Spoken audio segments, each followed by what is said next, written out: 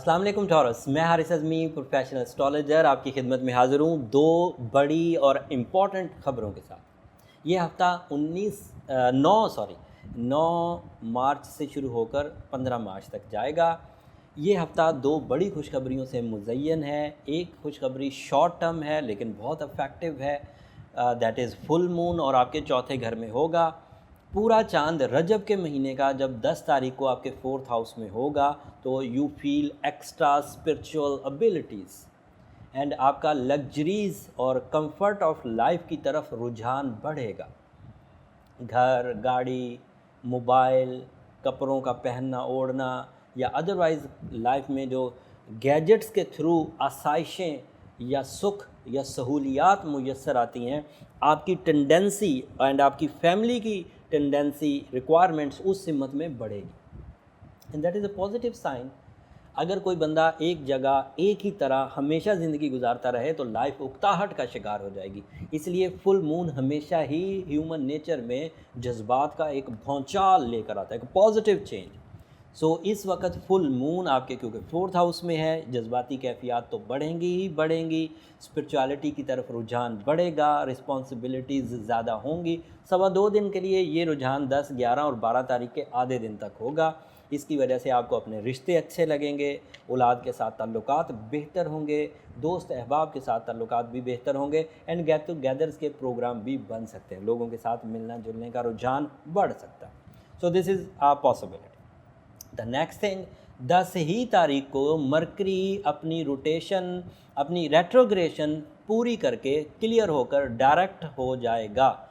Direct होगा तो वो आपके यहाँ 11th हाउस में ही 11th हाउस में ही, बट ये 10th हाउस की तरफ गया था, अब वापस अपने 11th हाउस में आ जाएगा। स्टूडेंट्स के लिए ये टाइम बहुत अच्छा, तमाम माली मुआहदे करने वाले टॉरियंस के लिए ये टाइम बहुत अच्छा, जॉब स्विचिंग एंड पार्टनरशिप के डिसीजंस लेने वालों के लिए ये टाइम बहुत अच्छा, हायर एजुकेशन के लिए इंटरनेशनल एग्जामिनेशन में से अगर कोई स्टूडेंट गुजरना चाहते थे तो उनके लिए ये टाइम बहुत अच्छा, किसी चीज़ का हक मांगने के लिए अगर मुकदमे की तरफ या किसी कानूनी चाराजोई की तरफ अगर आप जाना चाहते थे तो उसके लिए ये टाइम बहुत अच्छा।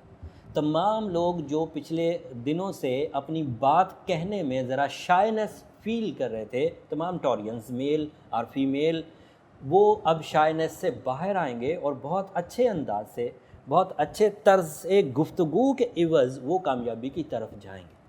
बट इस असना में वीनस 12th हाउस में रहेगा, दैट इज़ योर रूलिंग। अगर वीनस 12th हाउस में हो तो फितरत में अभी भी उकताहट सी, उलझन सी, इंतशार सा रहेगा। जो Taureans male female students businessman या फिर अदरवाइज़ किसी शोबा ज़िंदगी से रिलेटेड हैं और उसमें उनकी फितरी सलाहियतें यूज़ होती हैं, वो थोड़े से उलझे हुए नज़र आएंगे। जिन अदरवाइज़ नेचर्स का टॉरस नेचर से वास्ता पड़ने वाला है, टॉरस स्टार वालों से वास्ता पड़ने वाला है, वो अभी इस बात को मलहूज़े खातर रखें कि टॉरियंस बहुत वार्म वेलकमिंग नहीं होंगे अभी कुछ दिनों तक, जब तक कि वीनस 12th हाउस में। When Venus is in 1st house, थोड़े ही दिन रह गए तो फिर ये दोबारा अच्छी फॉर्म में आ जाएंगे, मूड भी अच्छा हो जाएगा, रिश्तों को भी अहमियत देंगे, लोगों को भी अहमियत देंगे और फिर beauty loving nature, relationship sector, natural जितनी भी स्किल्स हैं उनका पॉलिश होना, ये दोबारा तरतीब में आ जाएगा। ये ओवरव्यू था इस हफ़्ते का। अगले हफ्ते मेरे पास इससे ज़्यादा बड़ी खुशखबरी है, जब आपके यहाँ सैटर्न, खुशखबरी नहीं है ये एक लम्हा फ़िक्रिया होगा, जब आपके लिए सैटर्न 10th हाउस में जाएगा। वो 21 मार्च को अपना हाउस 2.5 साल के लिए बदलेगा। वो तफसील अगले हफ्ते बयान करूँगा। वैसे इस वीक में भी मैं मिड ऑफ वीक में कोशिश करूँगा कि सैटर्न से रिलेटेड जो भी इंफॉर्मेशन हो उसके लिए कुछ अलग वीडियो बनाऊँ। वैसे सैटर्न जब अगले हाउस में जाएगा 2.5 साल के लिए तो ये सैजिटेरियस के लिए बहुत अच्छा है, पाइसेस के लिए बिल्कुल अच्छा नहीं है, एक्वेरियस के लिए भी थोड़ा ट्रबल मेकिंग है। तो सब प्लैनेट्स, सब स्टार्स पर इस प्लैनेट का क्या असर होगा अगले हफ्ते तफसील से बयान करूँगा। अगले हफ्ते की वीडियो मिस मत करिएगा। अब आखिरी दरख्वास्त मेरी जो हमेशा की तरह होती है कि मेरी ये सब कोशिशें, मेरी ये सब काविशें, मेरी टीम की ये कोशिशें अगर आपको पसंद आ रही हों, अगर आपको वक्त के समझने में मेरी दी हुई इन्फॉर्मेशन कुछ काम आ रही हो एज एस्ट्रोलॉजर, तो जब आप अपने लिए सूरज शम्स पढ़ें और अपने रब के हुजूर दुआ मांग रहे हों अपनी भलाई के लिए, अपने प्यारों की भलाई के लिए, उस वक़्त हमें भी अपनी दुआओं में ज़रूर याद रखिएगा। ये मैंने 2 ख़बरों से इस हफ़्ते को पूरी तरह तफ़सील से बयान कर दिया। इवेंट्स 2 ही हैं। कोशिश तो की कि फुल मून के इवज़ आपको जो इन्फॉर्मेशन देनी है वो प्रॉपरली थोड़े से अल्फाज में बहुत कुछ कह दूं। एंड रेट्रोग्रेशन ऑफ मरकरी के ख़ात्मे की वजह से जो बिजनेसमैन्स को फ़ायदा हुआ, जो स्टूडेंट्स को फ़ायदा हुआ, वो भी बयान कर दूं। लेकिन ये बात भी तय है कि अभी आपकी तशनगी ज़रूर रह गई होगी, बहुत सारे आपके क्वेश्चंस होंगे आपकी अपनी इनफरादी लाइफ से रिलेटेड। उसके लिए मैं हमेशा कहता हूँ कि यहाँ हम लोग ओवरव्यू देते हैं अपनी इनफरादी कैलकुलेशंस के लिए, नीचे नंबर चलते रहते हैं, वहाँ पर आप कॉल करेंगे तो आपको जायचा या अपने पर्सनल कैलकुलेशंस करवाने का तरीका पता चल जाएगा।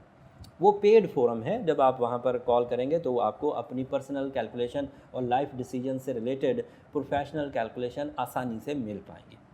अगले हफ्ते तक के लिए अब इजाज़त दीजिए। अगले हफ्ते 2 मेजर चेंजेस हैं, उन दोनों मेजर चेंजेस का इम्पैक्ट बहुत इम्पॉर्टेंट है, उसे मिस नहीं किया जा सकता। और मैं कोशिश करूँगा कि उस वीडियो को ज़्यादा तफसील से, ज़्यादा आसान अल्फाज इस्तेमाल करके आप तक पहुँचाऊँ, ताकि आपकी दुआओं को हासिल करने में मुझे भी आसानी हो। अगले हफ्ते तक के लिए इजाज़त, अल्लाह ने के बाद।